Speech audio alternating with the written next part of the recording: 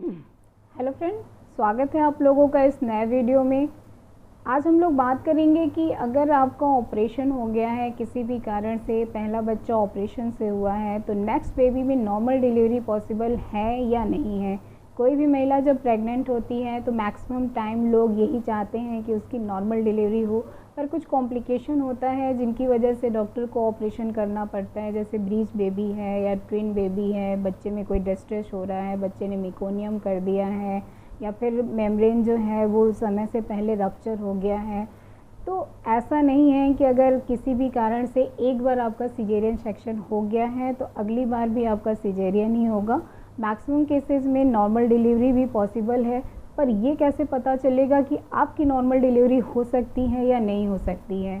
तो ये जो है आपके डॉक्टर डिसाइड करेंगे, आपकी कंडीशन को देखते हुए, आपके बेबी के कंडीशन को देखते हुए। क्योंकि अगर एक बार सिजेरियन सेक्शन हो जाता है तो अगली बार नॉर्मल डिलीवरी में यूट्राइन रप्चर का यानी बच्चेदानी के फटने का रिस्क हमेशा बना रहता है।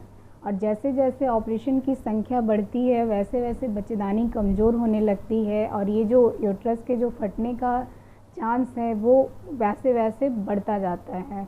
इसलिए 2 सिजेरियन सेक्शन अगर आपका हो गया है तो कोई भी डॉक्टर नॉर्मल डिलीवरी के लिए आपका ट्रायल नहीं लेता है, लेकिन एक सिजेरियन सेक्शन के बाद नॉर्मल डिलीवरी का ट्रायल लिया जा सकता है, लेकिन वो भी कुछ विशेष परिस्थितियों में। और अगर आप सिजेरियन सेक्शन के बाद नॉर्मल डिलीवरी का ट्रायल ले रहे हैं तो किसी भी ऐसे सेंटर में ट्रायल ले जहाँ पे अगर ज़रूरत पड़े तो तुरंत ऑपरेशन किया जा सके, क्योंकि अगर आपको रेफ़र किया गया तो फिर काफ़ी देर हो जाता है, आप दूसरे हॉस्पिटल शिफ्ट होंगे, आपका सिजेरियन होगा, तो ऐसे में मदर एंड बेबी को बहुत ज़्यादा कॉम्प्लिकेशन आ सकती हैं।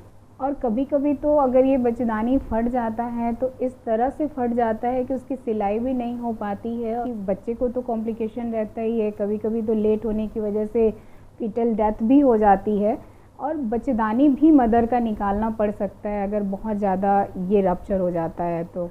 और दूसरा केस है कि अगर सिजेरियन सेक्शन आपका हुआ है तो नेक्स्ट बेबी में कम से कम 1.5 से 2 साल का गैप होना चाहिए, क्योंकि अगर आपकी प्रेगनेंसी जल्दी हो जाती है तो वो जो लाइनिंग जो सिलाई हुई रहती है बच्चेदानी में वो पतली ही रहती है, तो ऐसे में नॉर्मल डिलीवरी का ट्रायल लेने में जो रप्चर का चांस है वो काफ़ी बढ़ जाता है।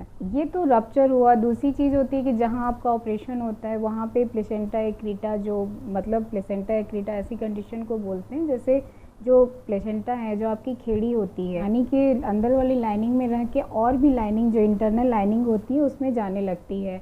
तो ऐसे केस में क्या होता है, तुरंत सिजेरियन तो करना ही पड़ता है और पीपीएच का खतरा भी बढ़ जाता है कभी कभी। तो अगर बहुत ज़्यादा दीवार के अंदर ये प्लेसेंटा नहीं गया होता है तो या क्यूरेट करके डॉक्टर उतना हिस्सा बच्चेदानी का निकाल देते हैं, लेकिन कुछ केसेस में अगर वो डीप लाइनिंग तक चला गया और उसको निकालना मुश्किल है तो फिर ऐसे में बच्चेदानी निकालना पड़ सकता है। तो बहुत सारी चीज़ें हैं जो एक डॉक्टर को ध्यान देना पड़ता है नॉर्मल डिलीवरी को ट्रायल लेने के लिए सिजेरियन सेक्शन के बाद। तो होपफुली ये वीडियो आपके लिए यूज़फुल रहा होगा, आपने काफ़ी जाना होगा कि किस कंडीशन में डॉक्टर को डिसाइड करना चाहिए कि नॉर्मल डिलीवरी का ट्रायल लेना है या नहीं लेना है। और अगर कोई कॉम्प्लिकेशन है तो बहुत ज़्यादा नॉर्मल डिलीवरी पे जोर देना भी नहीं चाहिए। मेरी वीडियो पसंद आया हो तो इसे लाइक ज़रूर करिएगा। Thank you.